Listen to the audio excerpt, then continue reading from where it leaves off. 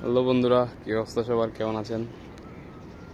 আজ হঠাৎ ছাদ বাগানে আসলাম, দেখছিলাম আমগুলা কেমন কি অবস্থা হয়েছে। তো বাইরে থেকেই দেখছিলাম এভাবে যে আমগুলোর কি অবস্থা।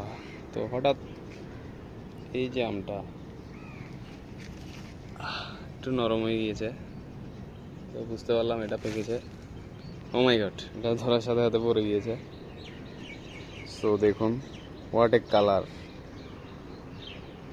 খাওয়া তো দূরে থাক, এমনি দেখেই পেট ভরে যাবে। ভেরি ভেরি নাইস,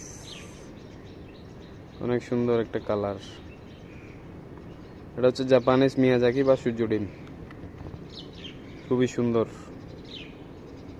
আর এর ঘ্রাণটা হচ্ছে অসাধারণ, মানে খাওয়ার আগে বাইরে থেকে যে ঘ্রাণ, ও মাই গড! এর আগে একটা পেরেছিলাম, ওটা হচ্ছে অটোমেটিকলি পড়ে গিয়েছিল, পরে নিচে পড়েছিল।